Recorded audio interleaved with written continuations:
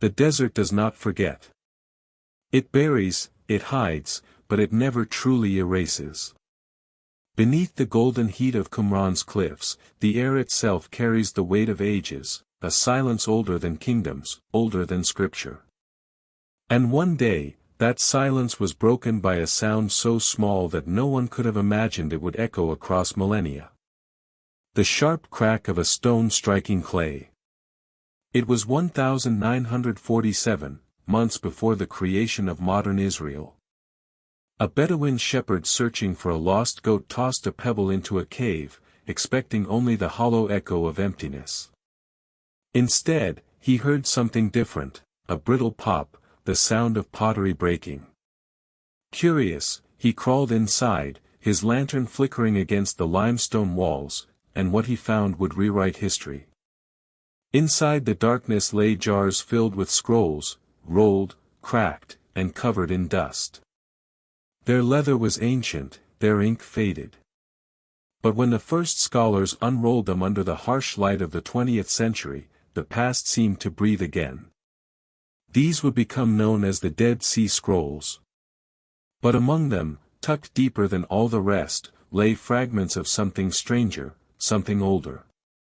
A text that seemed to pulse with memory, as though aware it had been found. Its language was Aramaic, the tongue of prophets and exiles. Its words were half-legible, burned at the edges, scattered like shards of a mirror. Yet what could be read was enough to shake every assumption about biblical history. It spoke not of men or angels alone, but of something in between. It spoke of the Nephilim, the giants who walked the earth before the flood. This fragmentary work would be named the Book of Giants. What it described was nothing less than the forgotten world before the deluge, told not from heaven's view, nor from humankind's, but from the doomed perspective of the giants themselves. It was their story, their confession, their fall. The scholars who first handled the fragments were baffled.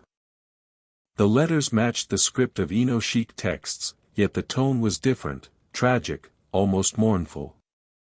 It spoke of fear, of dreams, of guilt. The giants are troubled by visions, one line read. Another fragment warned, their end approaches, and they cannot change it. These were not the words of conquerors. They were the dying thoughts of beings who knew their time had come. At first, researchers dismissed it as apocryphal fantasy, a myth within a myth. But more pieces began to surface. From Cave 1, then Cave 4, then Cave 11, tiny slivers of parchment emerged, fitting together like pieces of divine archaeology. Each new fragment confirmed what had been whispered for ages, that the Watchers of Heaven, those who descended to earth and took mortal wives, had left behind a bloodline. A race of hybrid beings, neither fully divine nor fully mortal.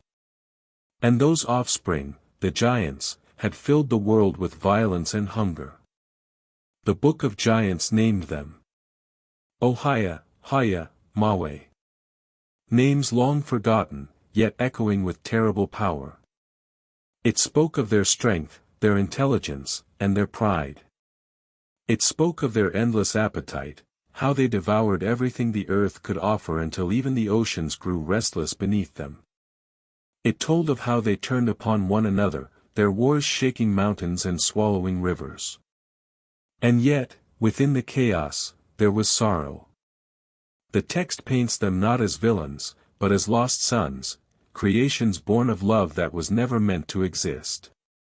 The fragments also mention their fathers, the Watchers, angels who broke heaven's law to live among men. When their children began to dream of destruction, the Watchers were helpless. They turned to Enoch, the scribe of righteousness, pleading that he intercede before the Most High. But Enoch's reply was merciless. There is no forgiveness for the fallen, he declared. You will witness the end you have sown. It is this moment, the moment when even angels realized they could not escape their choices, that gives the Book of Giants its haunting power. It transforms a simple myth into a tragedy of cosmic scale. The flood ceases to be just divine punishment, it becomes the cleansing of a world that had forgotten balance. And yet, the Book of Giants was hidden. Suppressed. It vanished from Scripture, erased from canon.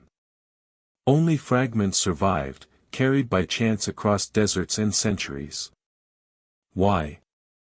Because it dared to speak of divine imperfection. It dared to suggest that the boundary between heaven and earth was not broken by rebellion alone, but by compassion twisted by desire. It revealed a love forbidden, a creation unintended, and a catastrophe inevitable. Imagine, for a moment, those fragments lying in the dark for 2,000 years. The parchment dry, the ink brittle, yet still alive in meaning. They survived the fall of empires, the silence of exile, the shifting sands of countless wars. They waited, not for priests, not for kings, but for a shepherd's stone. The discovery itself mirrored the story it contained, an accident of fate, a meeting between divine chance and mortal curiosity. The boy who found the scrolls could not read them, but he had awakened them. The scholars who followed would fight over their meaning, yet none could deny their power. Here was a glimpse into a version of creation the world had tried to forget. As the translations continued through the 1950s and 60s, researchers noticed something uncanny. The Book of Giants was not merely myth, it paralleled fragments from other civilizations. The Sumerians spoke of demigods and kings who ruled before the flood. The Greeks told of titans cast down by Zeus. Even the ancient Americas whispered of beings of great height and knowledge destroyed by a divine storm. It was as though every culture remembered the same catastrophe, filtered through their own tongues. And so, a new question arose: what if these legends were not separate stories, but fractured memories of one ancient truth? In that possibility lay the danger. For if the Book of Giants was right, then humanity's earliest history was not one of innocence, but of interference. Our ancestors were not alone. They were shaped by beings who came from above, and the consequences nearly destroyed the world. Today, most of the fragments remain locked in controlled chambers, preserved behind glass and nitrogen. The words are fragile, faded. But read closely, they seem to speak even now. We have seen the end, one line says. And we fear the waters. Another fragment, half erased, reads, "Let the righteous man write our story." Perhaps that man was Enoch. Perhaps it was someone else. But what survives of the Book of Giants is more than text, it is testimony. A record of regret written by those who should never have existed, yet somehow found the humanity to mourn their fate. And maybe that's why it survived. Because it's not only the story of their fall, it's a warning to us. Every age forgets. Every civilization builds higher, reaches farther, plays with knowledge it barely understands. And every time, something ancient stirs to remind us what happens when creation oversteps its bounds. So when you hear the wind move through stone, when you see the desert shimmer at dusk, remember the shepherd's jar and the words it carried. The Book of Giants was never meant to be found, but perhaps, like all forbidden truths, it waited for the right moment to return. A moment like now. Because if the giants once fell for reaching too high, what does that mean for a world like ours, where humanity has begun to touch the stars again? The world before the flood was not quiet, it thundered with new life and new law. From the union of the Watchers and the daughters of men came beings the ancients called Nephilim, giants of flesh and spirit, magnificent, terrible, and doomed from the moment breath filled their lungs. They did not arrive like ordinary children. The oldest fragments say their growth was swift, their voices deep as caves, their eyes bright with a light that did not belong to earth. In their faces the Watchers saw their own radiance, in their hunger they saw the shadow of judgment. Pride stirred in the hearts of the fathers, fear followed close behind. They were hybrids, bridges between realms, carrying the brilliance of heaven and the instincts of earth. They learned quickly, too quickly. They bent metal with their hands, read the sky as if it were a book, spoke to wind and beast, heard the pulse of mountains. To them, distance was a suggestion, time, an easily bent thread. And yet for all their gifts, they lacked the one law that keeps power from devouring the world, humility. Names survive like embers in ash. Ohia and Haya, twins of Shemaiah, taller than gates and clever with counsel. Mawe, fleet as storm wind, the runner between clans, the one who carried messages when the earth itself groaned beneath their feet. Others were whispered in fear, giants with hands like cranes, voices like thunder on still water, minds bright and restless as lightning. At first they built not crude villages, but citadels of stone fused by heat no kiln could bear, stairways cut into mountains, halls whose ceilings reflected stars. Rivers were redirected to turn their wheels, forests cleared to feed their furnaces, quarries opened like wounds. Their cities rose in days, their monuments in hours. The people below watched with awe and terror, for what is a god but a being who makes the impossible look easy? The watchers taught their sons the arts they had been commanded to keep, metallurgy and medicine, enchantment and number, the signs of the sky and the hidden speech of roots and stones. Through the giants these secrets spilled into human hands, and mankind leapt forward like a spark in dry grass. Music deepened, writing sharpened, tools grew terrible and fine. But knowledge without reverence is a blade with no sheath, and soon blood ran in its grooves. Tribute turned to worship. The giants accepted it, some demanded it. They sat on chairs of basalt while kings knelt and poured out grain like rivers. They ordered towers raised to test the patience of heaven, they yoked entire valleys to drag their idols, they told men to cast mirrors that caught the sun and threw it like fire across the plains. To the giants, mortals were dear but small, brief lamps in a long night, beloved toys that broke too easily. Hunger came, not from famine of harvest, but from appetite without measure. Fields could not keep pace with their feasts, herds vanished like waves on hot sand. Villages emptied, forests thinned to color on the far hills, fish fled the estuaries, birds changed their routes across the seasons. The old storytellers say even the air grew thin around their banquets, as if the world drew back to save its breath. When men could no longer sustain them, the giants turned against men, and what had been guardianship became predation. The earth began to complain.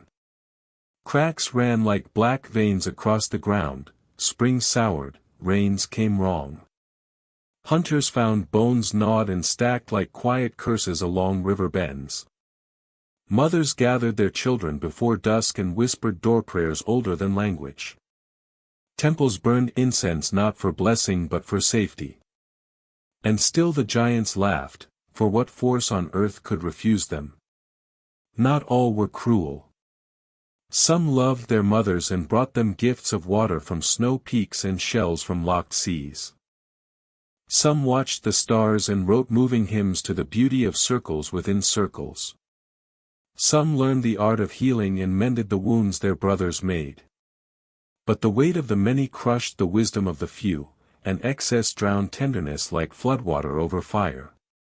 Clans formed.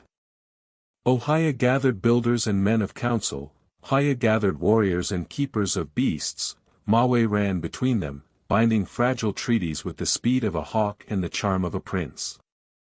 For a time there was a brittle peace, roads were patrolled, granaries refilled by force, worship scheduled like harvests.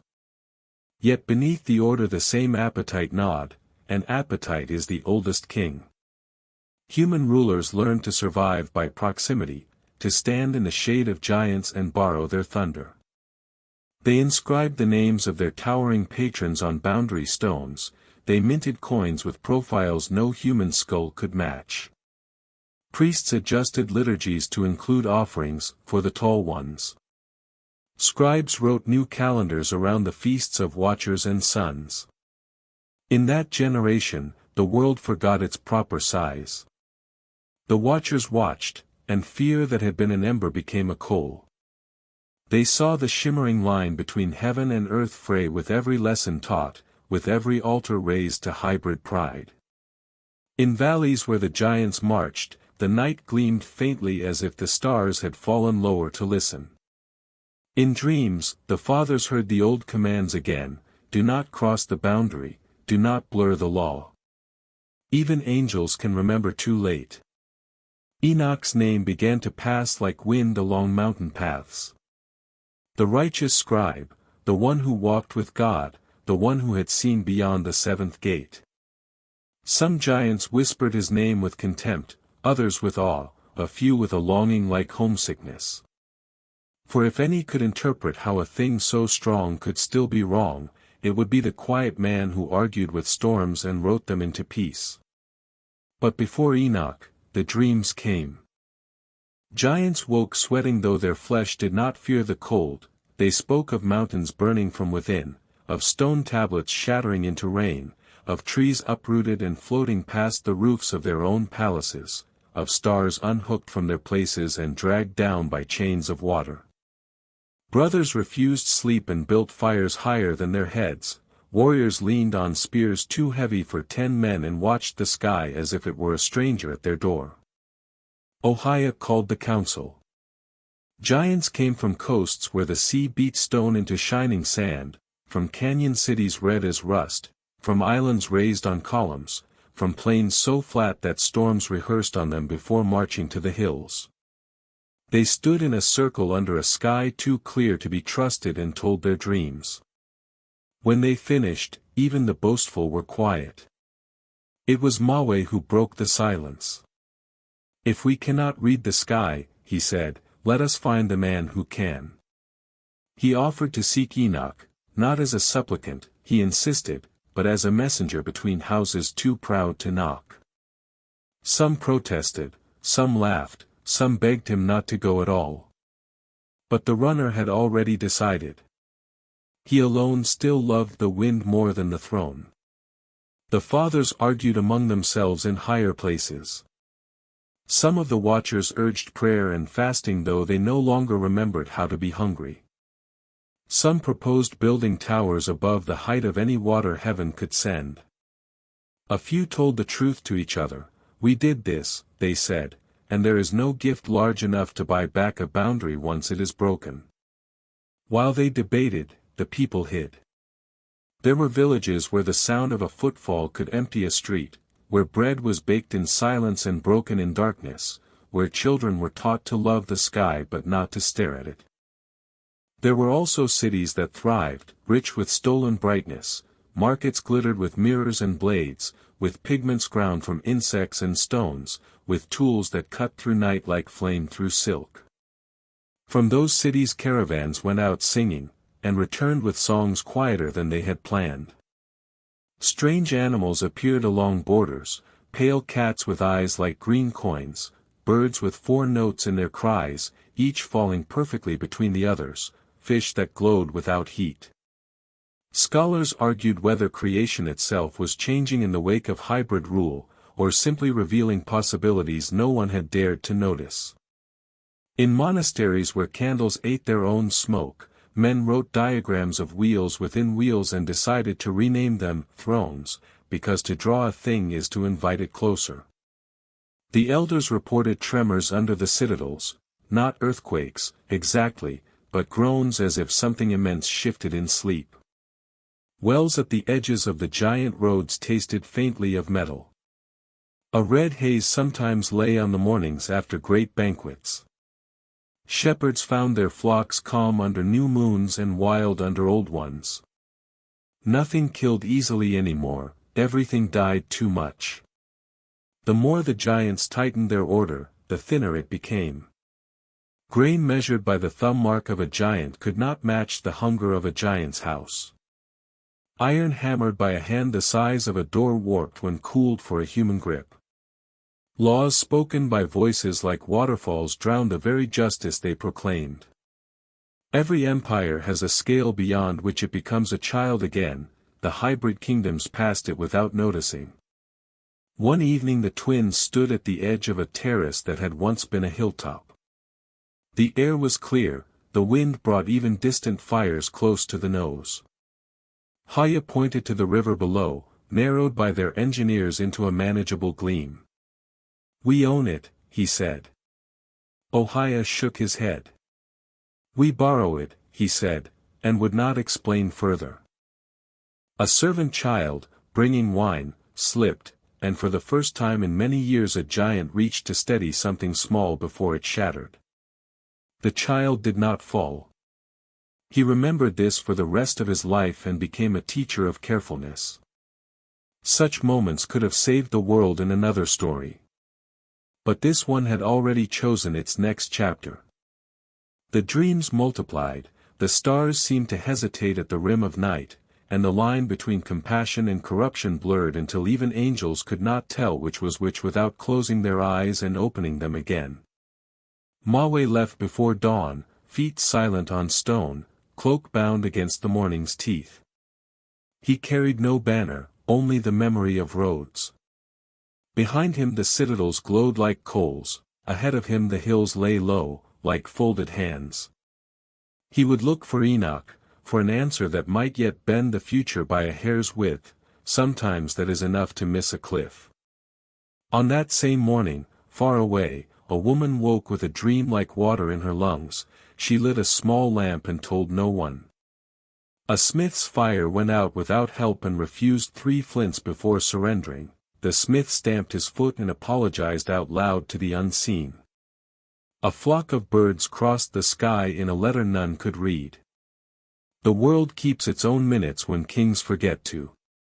Thus the lineage of the giants revealed itself, not only in bone and height, but in the grammar of excess, the sentence that begins with gift and ends with hunger.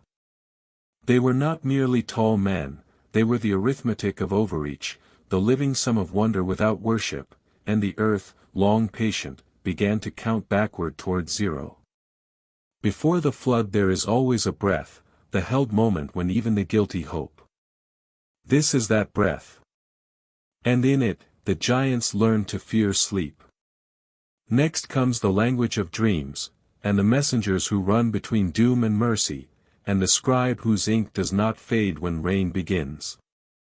Night came heavy over the land of the giants, stars hung closer than ever before, trembling as though they too could sense what was about to unfold. The air was thick with heat, the rivers sluggish beneath a strange stillness. Even the wind, which once sang through the mountain citadels of the Nephilim, seemed to hesitate, listening. It began with a dream. One giant awoke screaming, his voice echoing across the valley like thunder rolling through metal halls. Then another, and another. Within a single moon, every giant across the earth was haunted by visions they could not understand, visions of water rising higher than mountains, of fire falling from the stars, of beasts devouring their masters, of light that judged and burned without mercy. The fragments of the Book of Giants describe these dreams in fragments of their own. One reads, "They saw a tablet in the heavens, written in flame, and upon it were the words of their end." Another says, "The giants could not rest, for the earth itself trembled beneath the weight of their terror. And though their bodies were mighty, their hearts grew weak, for the dreams did not fade with morning, they clung to their minds like smoke that refused to disperse." Ohia, son of Shemaiah, gathered his brothers and the sons of other watchers. They sat beneath a pillar of carved basalt, a monument to their dominion, and tried to interpret the meaning of their visions. The meeting was grim. Each spoke of fire, flood, and darkness. Each believed the heavens had declared war upon them. The oldest among them, Mawe, the swift messenger, rose and said, "These are no ordinary dreams. They are warnings. The same light that birthed our fathers now turns against us." But the younger ones laughed, denying him. "We are kings of the earth," said Haya. "Who dares destroy the blood of heaven itself?" Still, Mawe's words took root in silence.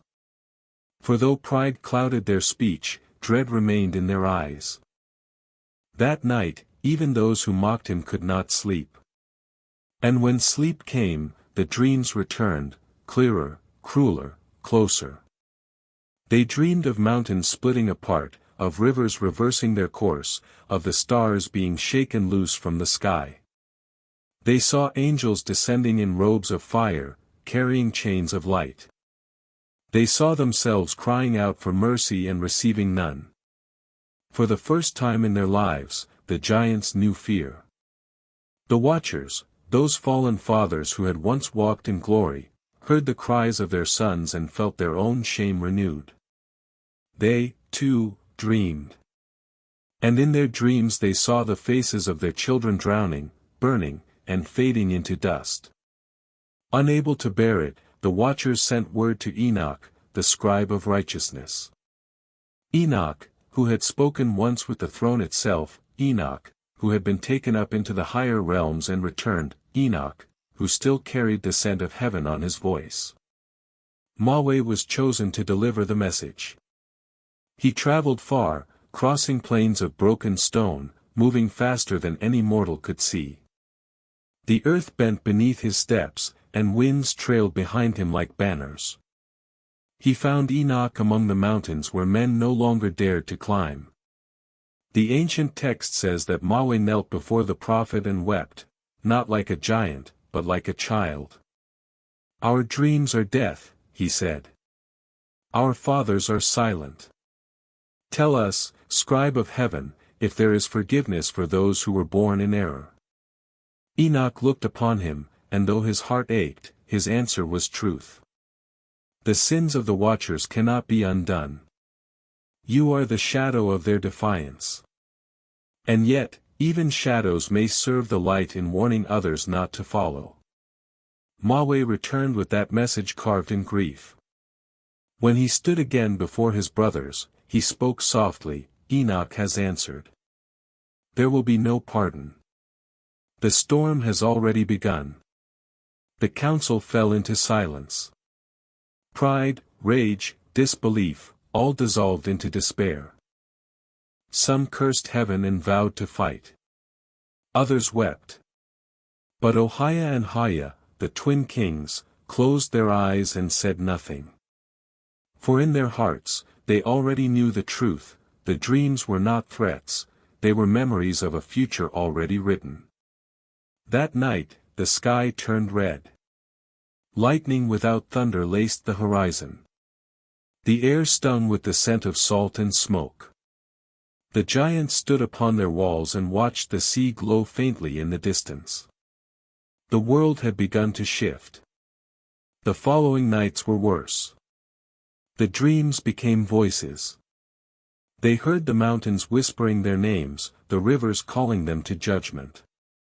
They saw the moon turn black and the sun bleed into water. And in their terror, some turned upon their fathers, blaming the Watchers for all that was to come. The Watchers themselves, desperate and powerless, lifted their eyes toward the heavens they had abandoned and cried out, "Have mercy upon our children." But the heavens did not reply. In one fragment of the book, there is a line, barely legible, said to be the plea of Mawe himself, "If we are not meant to be, let us at least understand why." It is one of the most haunting sentences ever found in ancient scripture. It shows the spark of humanity buried within monstrosity, the desire not only to live, but to comprehend. The dreams of the giants were not just prophecy, they were revelation. Through them, the Nephilim began to glimpse what the Watchers had never told them, that their existence was a rupture in creation, a living wound upon the balance of heaven and earth. And that wound was about to be closed. When dawn broke after the seventh night, the air was unnaturally still. Birds did not sing. Clouds hung motionless in the sky.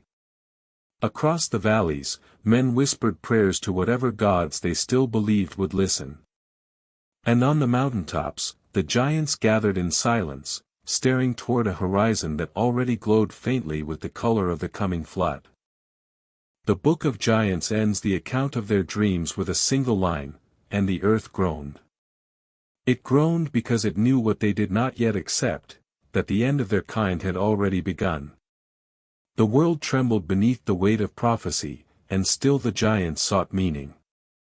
They had dreamed of destruction, they had seen it written in flame across the heavens, but few among them truly believed that the world could end.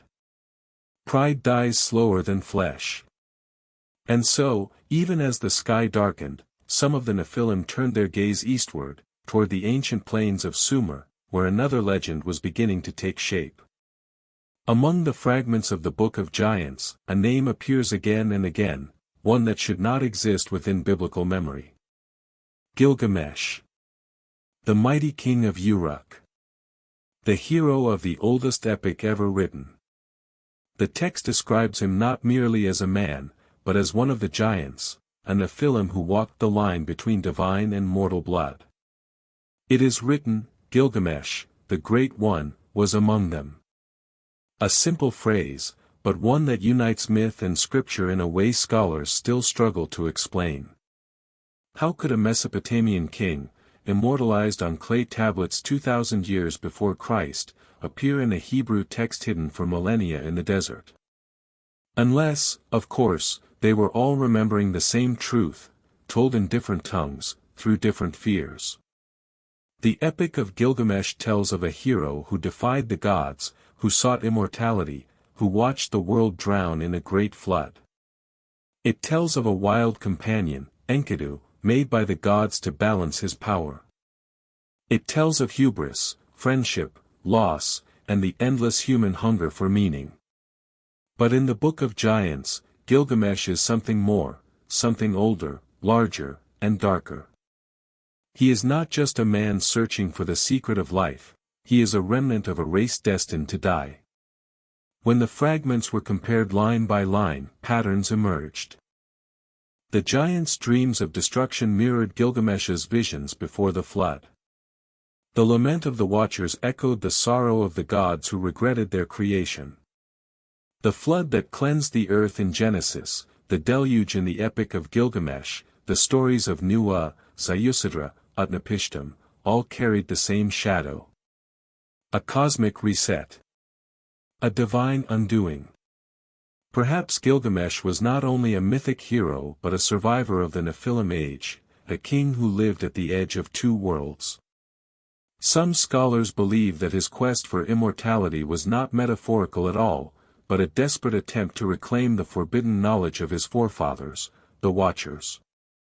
His power, his arrogance, his rebellion, all carried the scent of angelic blood. In one fragment, the giants speak of a dream in which one of their brothers crosses beyond the river of death and returns with words that burn like iron. Could this have been the same Gilgamesh who sought the secret of eternal life from Utnapishtim, the survivor of the flood? If so, his journey was not merely heroic, it was ancestral.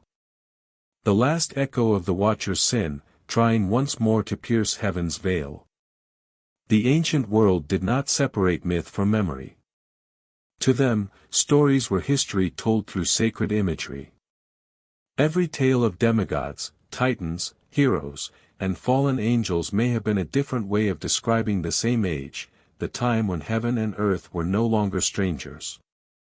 In that age, mountains moved, rivers burned, and men walked with beings whose footprints could crush a city. The link between Gilgamesh and the giants reveals something deeper, the same guilt carried through civilizations.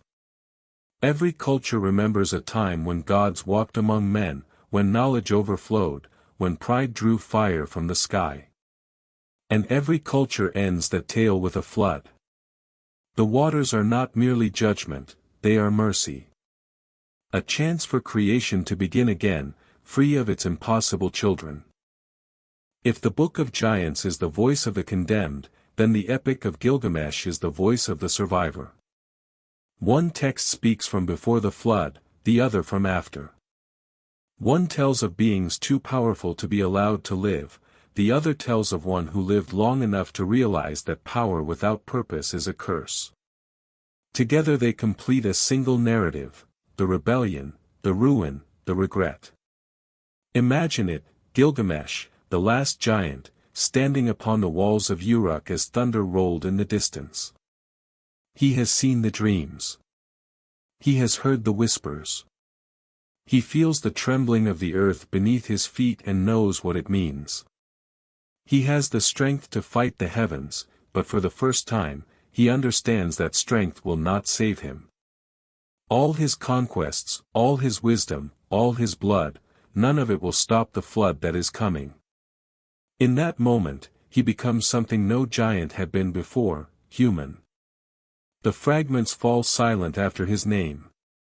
They do not tell us how he died, or if he lived to see the waters rise. But his memory endured.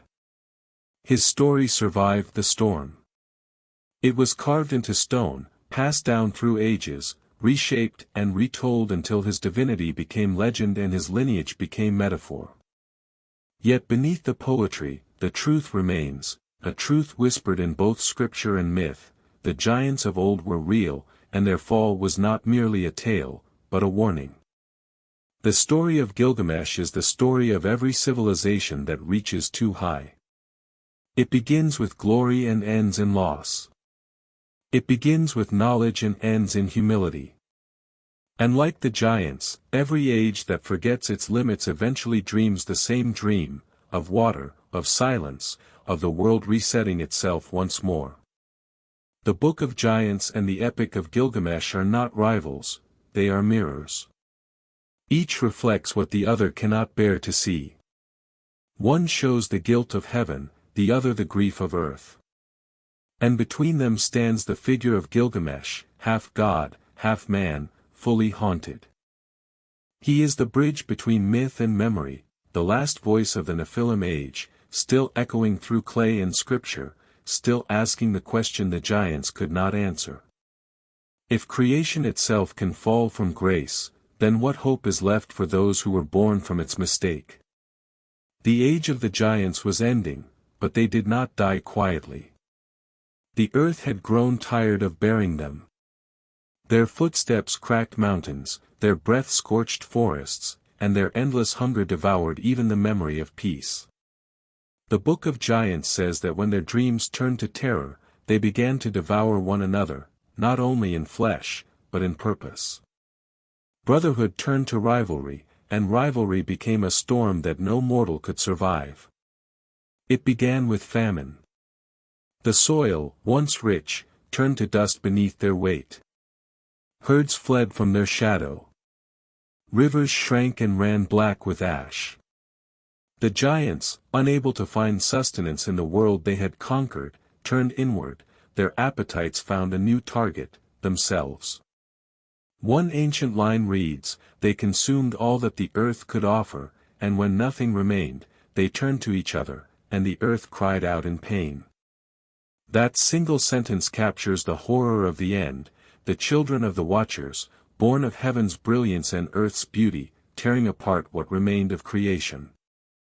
Ohia and Haya, the twin kings, tried to hold their people together.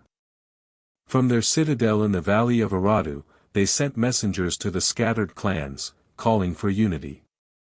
"If we destroy one another," they said, "there will be no one left to stand against the wrath that is coming." But their words fell upon deaf ears. The clans were already breaking. In every region, new leaders rose, each claiming divine right, each swearing that heaven's punishment could be averted through conquest. The giants no longer remembered their beginnings. The Watchers had once taught them to build, to heal, to understand the patterns of the sky. Now they built towers to reach the stars, not to study them, but to defy them. Their forges ran day and night, their hammers shaped weapons too large for any human eye to imagine. Mountains became their quarries, rivers their moats, volcanoes their furnaces. The sky grew dim with the smoke of their ambition. The Book of Giants describes this time as the season when the blood of the strong became the water of the earth. Armies of Nephilim marched across the continents, their banners made from the skins of beasts, their armor forged from meteoric iron. Their voices rolled across valleys like thunder. To the mortals below, the end of the world had already begun. The battles were not wars as men understand them. When giants fought, the ground itself shuddered. Their weapons cleaved forests and split rivers. The earth opened beneath their rage, swallowing entire cities. Mountains toppled, the sea surged inland to drown the plains. The cries of dying giants were said to sound like avalanches in the sky. And in the chaos, strange things were born. Firestorms that burned without fuel. Winds that screamed like living things. Creatures twisted by divine energy that crawled from the ruins of fallen strongholds. The natural world itself had begun to rebel, rejecting its corrupted children. Maweh, the swift messenger, recorded his horror. One fragment bears his words, "I have seen my brother devour my brother. I have seen the sky bleed light, and the mountains give birth to rivers of ash. The sons of the Watchers have become worse than the beasts they once ruled." In those words, there is not only despair, but the faint echo of repentance, a whisper of what the giants might have been, had they not lost their purpose.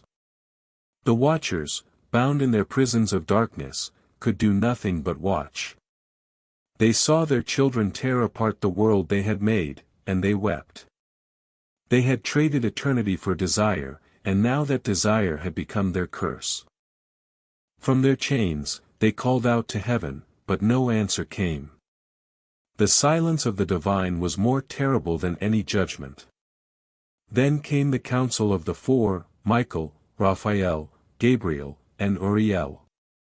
The archangels looked upon the devastation of the earth and saw that the corruption could not be healed. "The sons of the Watchers have filled the earth with violence," said Michael. "It must be cleansed." And so the command was given, the first and final holy war against the Nephilim. Before the flood came the fire. The archangels descended like storms. Their light tore through clouds, their voices carried like the roar of 10,000 seas.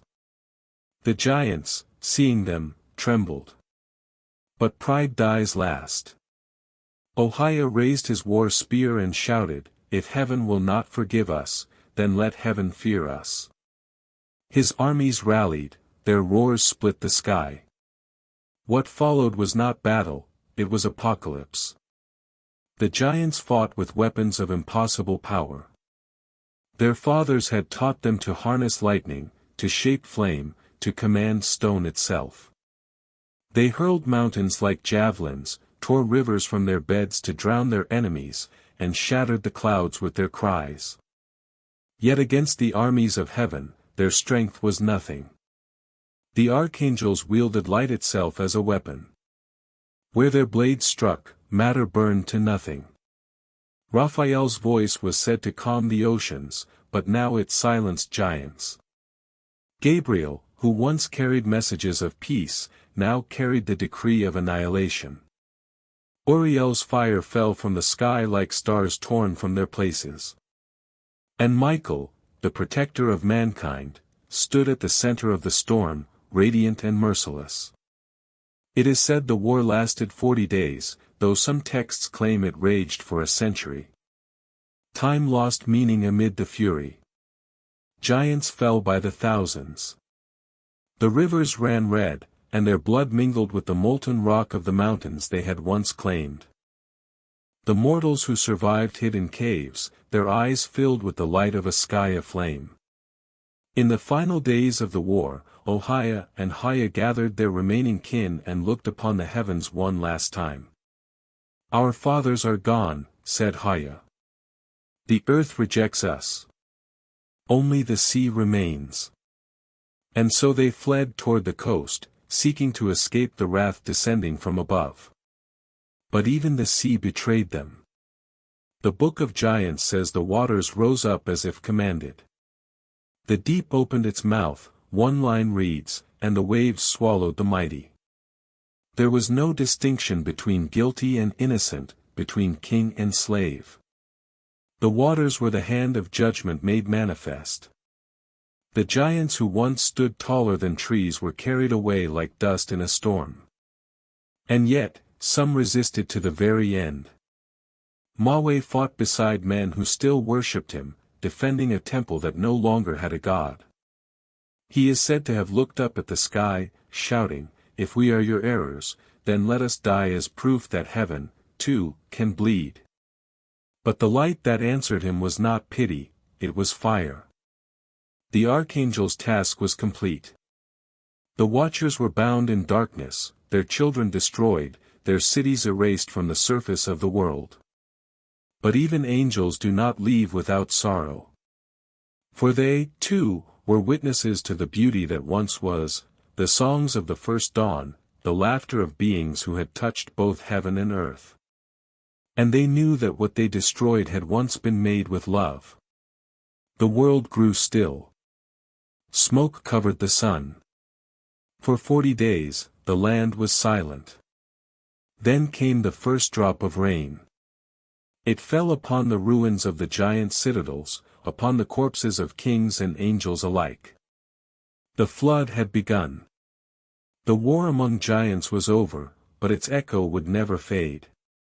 The bones of the Nephilim would sleep beneath mountains and oceans, their spirits bound in the shadows of forgotten places. And though the world would begin anew, the memory of their violence would remain in the hearts of men, waiting to rise again whenever pride grew too strong. In every legend of fallen gods, in every myth of titans cast down, you can still hear the whisper of that ancient war. The day when creation turned against itself. The day when the children of heaven destroyed their own world. The war was over, the earth was broken, and for the first time since their creation, the giants felt something they had never known before, silence. The weapons had fallen quiet, the mountains no longer echoed with the roar of war. The sky above was gray and unmoving, like an eye that refused to blink. All that remained were ruins and bodies, temples half collapsed, cities drowned in their own dust. It was not victory. It was exhaustion. The Book of Giants tells us that the world itself began to mourn. The wind ceased, the beasts hid their faces, and the stars turned their gaze away. The archangels had returned to their realms, their task complete. The watchers remained bound in the caverns of the deep, chained by the very light they had once commanded. And the Nephilim, their children, stood upon a dying earth, surrounded by a silence that felt like judgment. Then came the first drop. It fell without thunder, without warning, upon the ashes of a dead forest. A single sound in a world of stillness. Then another. And another. The sky began to bleed. At first, the giants looked upward, confused. They had seen rain before, but this was different. The air itself seemed to tremble. The horizon darkened as though night had returned at midday. A wind rose, not the warm winds of the south or the cold breath of the mountains, but something ancient, something alive. It howled through the broken towers, and in its voice the giants heard words they did not want to understand. The heavens had begun to open. It is written that, the windows of heaven were torn apart, and the fountains of the deep were broken. The flood did not simply fall, it erupted. Water burst from beneath the mountains, poured from the cracks of the earth, roared up from the oceans. Rivers reversed their flow. Valleys became seas. The world screamed as it drowned. The giants ran to the highest peaks. Their enormous hands clawed at the cliffs, tearing stone as easily as paper. They built walls, they raised towers of metal and rock, they shouted commands to the sky as if the heavens were an army that could be defeated. But the water did not obey. It rose without pause, slow at first, then with terrifying speed. It crept over their feet, their knees, their chests. They fought it like soldiers, not understanding that they were fighting the decree of creation itself. Ohiah, the last king, stood upon a mountain with the remnants of his kin. The wind tore at his hair, the rain struck his face like stones. "We are the sons of heaven," he cried. "We will not bow to water." But even as he spoke, lightning split the sky behind him, and a voice like fire rolled across the world, "Enough." The giants fell to their knees. Some cursed. Some wept. Some prayed for forgiveness to a heaven that would no longer hear them. One fragment says, "They lifted their faces to the rain, and their tears were the same as the skies." For the first time, their strength meant nothing. The water reached the mountaintops. The air grew thin, and the clouds hung low, pressing down upon the last survivors. Ohiah lifted his brother Hiah, already half drowned, and shouted into the storm, "Father, look upon us." There was no answer, only thunder.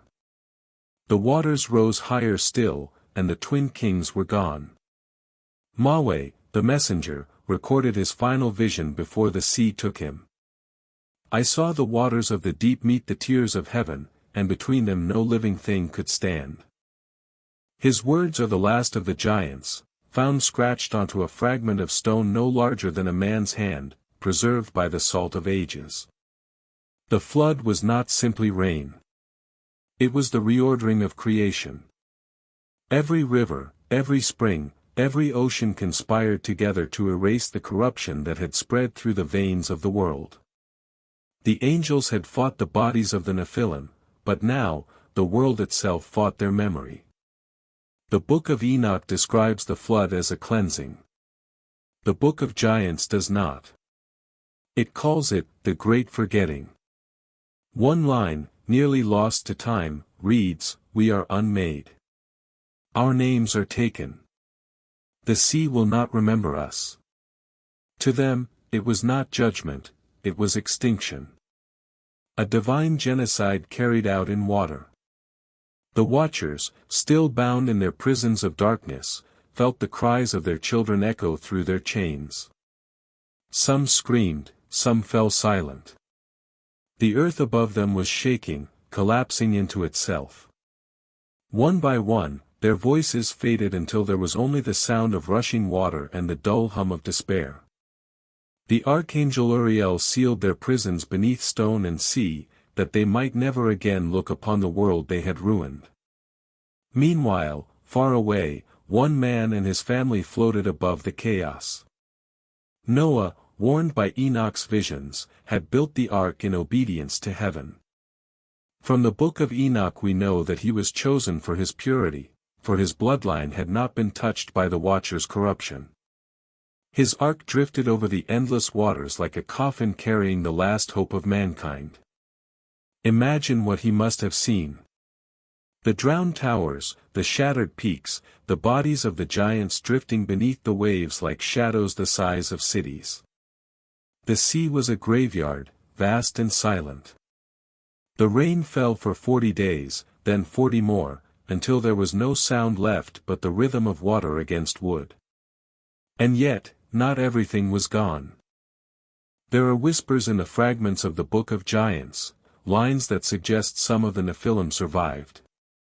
They were bound in the deep, sealed by the sea until the appointed time, one fragment says. Another adds, their spirits roam as the clouds, unseen but unforgotten. These echoes became the origins of every ghost, every demon, every whisper in the dark. The Nephilim were destroyed in flesh, but their essence lingered, half divine, half damned, waiting for a time when the world would once again grow proud enough to call them back. When the waters finally began to recede, the world that emerged was unrecognizable. The old continents were gone, replaced by new shapes carved by water and silence. Forests grew where oceans had been, deserts where gardens once stood. Humanity began again, small and afraid, building villages beside rivers that still remembered their rage. But deep beneath those waters, beneath miles of sediment and time, the bones of the giants lay sleeping. Noah's descendants told their children stories of the world before the flood. They spoke of the men of renown, the heroes of old, who had angered the gods. They remembered the fire in the skies, the mountains that fell, and the waters that came to wash it all away. And thus, the memory of the Nephilim survived, not as history, but as myth. A warning in every culture, a shadow beneath every religion. The flood was not just the end of the giants. It was the dividing line between eras, between the time when heaven and earth walked together, and the time when they would remain forever apart. The bridge was gone. The blood of angels no longer flowed in mortal veins. The Watcher's sin had been scrubbed clean, but its echo would haunt creation forever. To this day, every civilization remembers it. The Sumerians called it the deluge. The Hebrews, the flood. The Greeks told of Deucalion. The Mayans, of great waters from the sky. The Norse spoke of the death of Ymir, whose blood drowned the world. Different tongues, different gods, but the same story. Every myth a memory of the same moment, when the world was drowned to cleanse its own corruption. And yet, deep in the human heart, something of the Nephilim remains. A longing to reach higher than heaven allows. A curiosity that refuses to rest. The flood may have erased their flesh, but not their legacy. We build towers again. We fly. We touch the stars. And somewhere, the earth remembers. The flood was more than divine punishment, it was mercy disguised as horror. It spared what could be saved, and buried what could not. But in every age that follows, mankind has stood once more at the edge of the water, looking down into its reflection and wondering, how long before the sea rises again? Because the waters that cleansed the giants have never truly gone.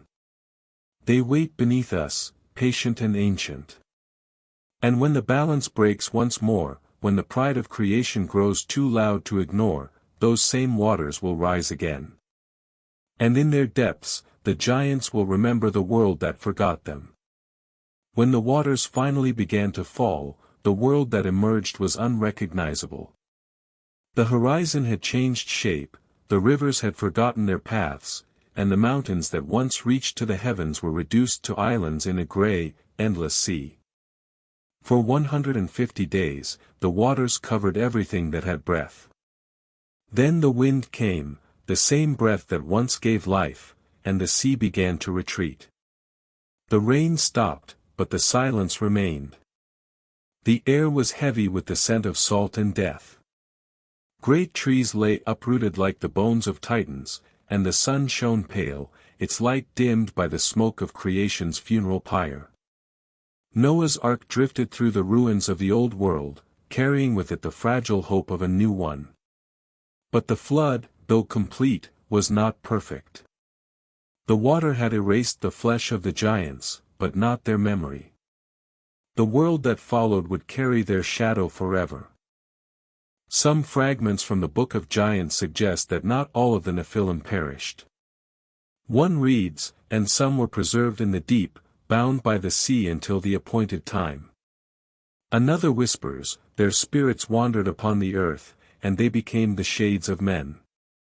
These spirits, the restless remnants of the giants, would later be known by many names, demons, jinn, the watchers of the night. They were not alive, yet not dead, trapped between the judgment they earned and the world they had once ruled. Enoch wrote that their punishment would endure, until the day of the great judgment, when they shall be cast into fire. But until that day, their influence would linger. They would whisper to the hearts of kings, tempt the minds of scholars, and haunt the dreams of prophets. The flood had drowned their bodies, but it could not drown their knowledge. Civilization rose again upon their ruins. Humanity began to rebuild, timid at first, then bold. Cities formed along the rivers, fields were planted in the fertile mud left by the floodwaters.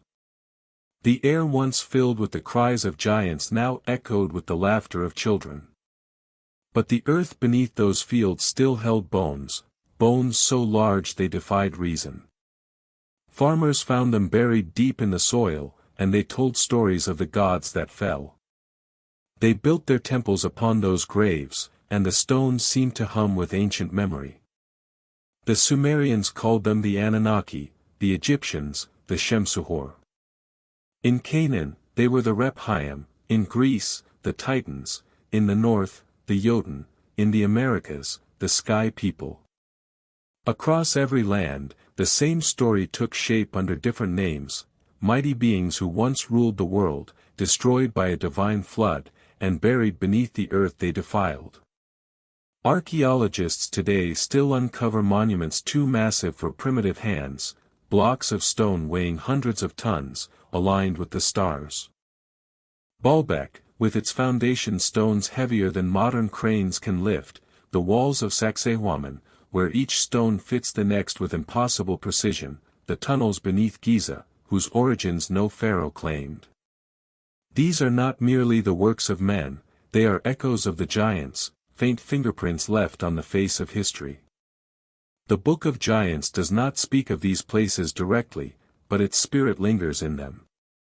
It speaks through the weight of the stones, through the myths that refuse to die. The Nephilim may have been erased, but their legacy was not. Every empire that rose after the flood borrowed from their memory, the dream of godhood, the hunger for knowledge, the desire to ascend. Some say the blood of the giants survived too, diluted in the veins of kings. Ancient monarchs claimed descent from the sons of the gods. From Nimrod of Babylon to pharaohs of Egypt, from Gilgamesh to the heroes of Greece, all claimed divine ancestry. Perhaps they were right. The flood may have drowned their ancestors, but blood is stubborn, it hides, it sleeps, and it waits. Even scripture hints at this. Genesis says, there were giants in the earth in those days, and also after that. How could there be Nephilim after the flood, if all had perished? Unless, perhaps, some spark of their essence survived, carried through generations, hidden behind the mask of humanity. Legends across the world agree, the giants will rise again. The Dead Sea Scrolls hint that, in the last days, the spirits of the mighty shall return. The apocryphal texts of Jubilees and the Book of Enoch both warn that the same corruption that began before the flood will return before the final judgment.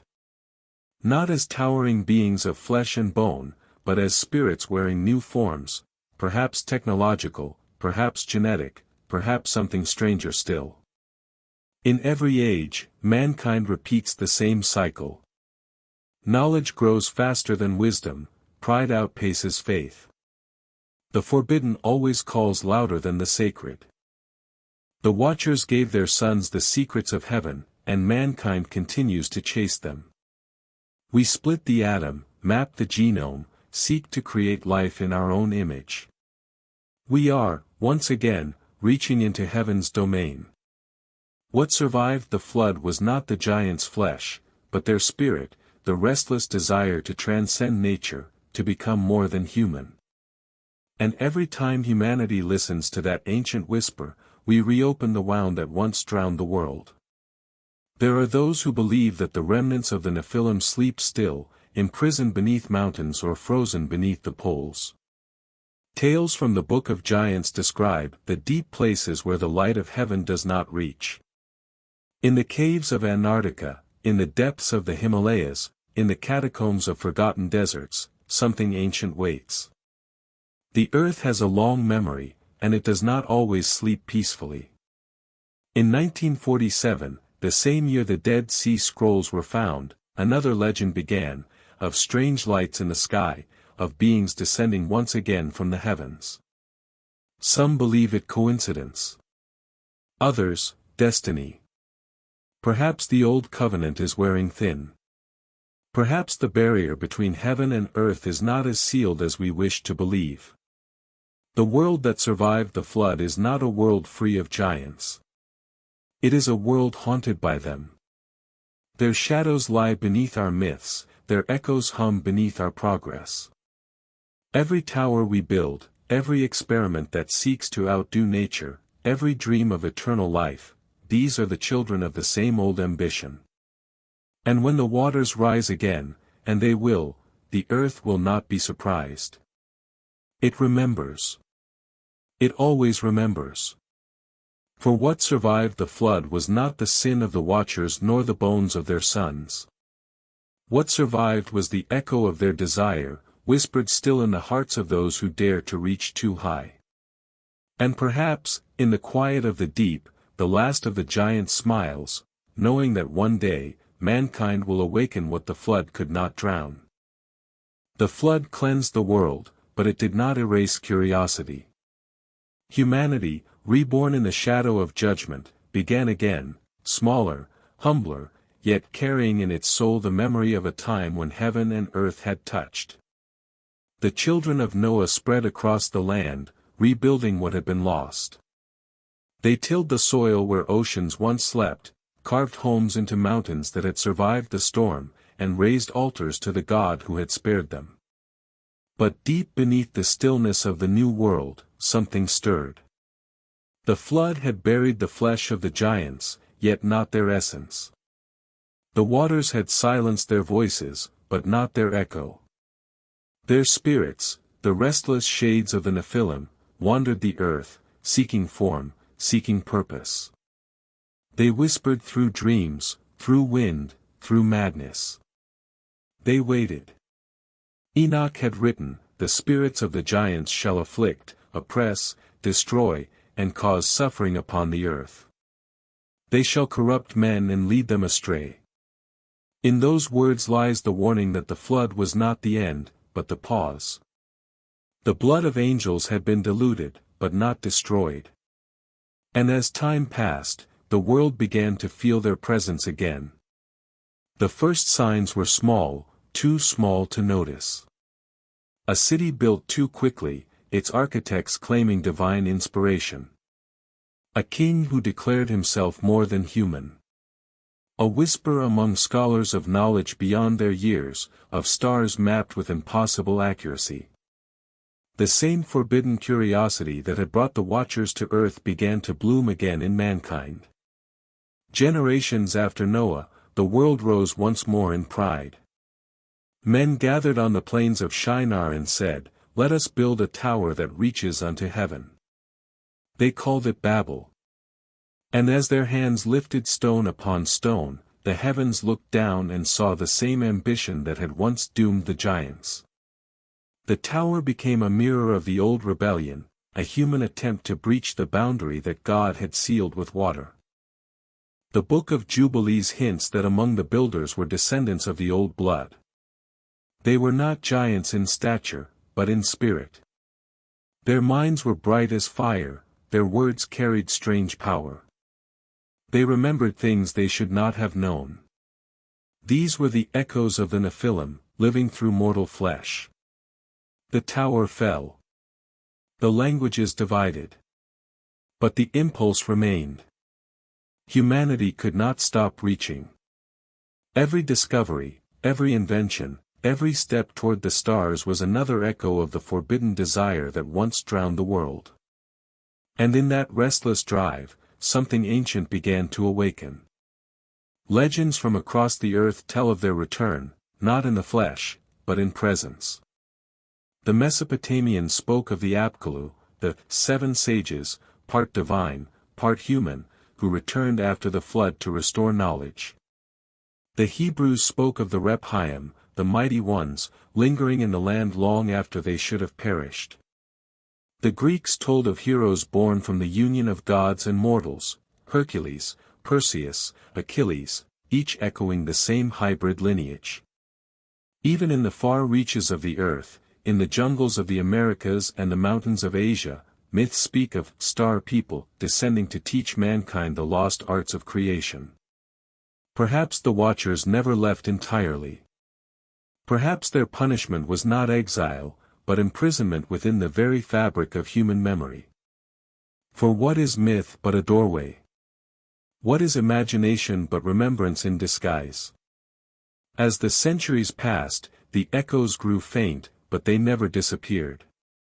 The giants became gods, then heroes, then stories. Yet their influence persisted, in secret brotherhoods seeking ancient wisdom, in kings who claimed divine right, in scientists who sought to make man immortal. The Book of Enoch had warned that, in the last generation, knowledge shall increase, and the hearts of men shall grow proud. Look at the world now, and you may wonder if that prophecy has already begun to unfold. We alter the code of life itself. We create machines that think. We split the atom, reaching into the same forbidden fire that once forged the angels.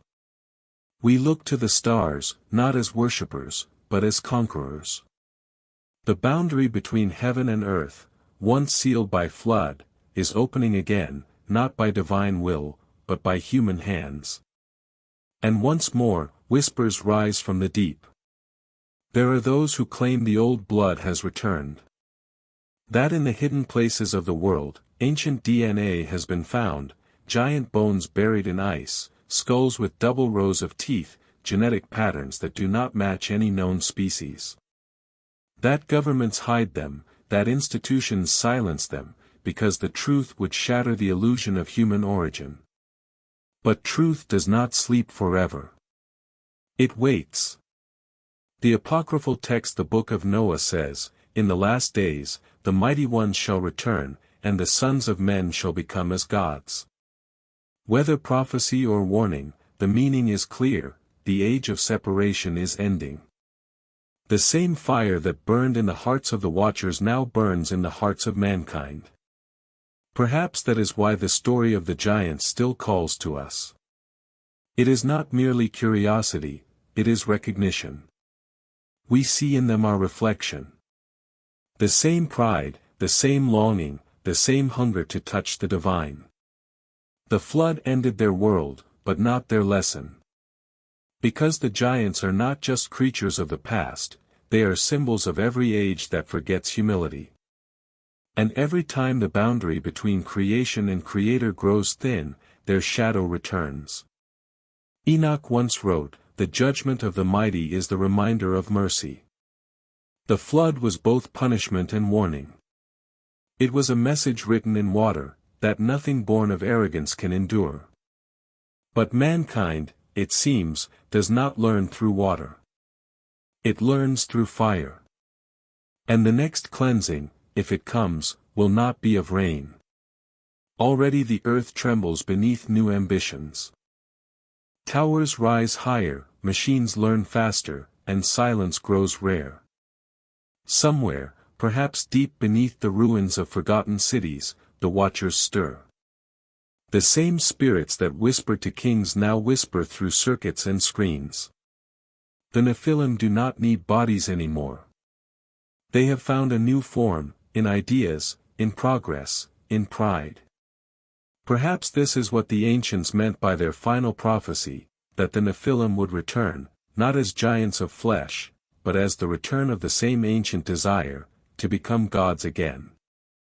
The flood washed the world clean once. Fire may do it again. And when it does, the voices of the giants will rise once more, whispering through the smoke and wind. We were here. We warned you. We are what happens when heaven forgets its limits.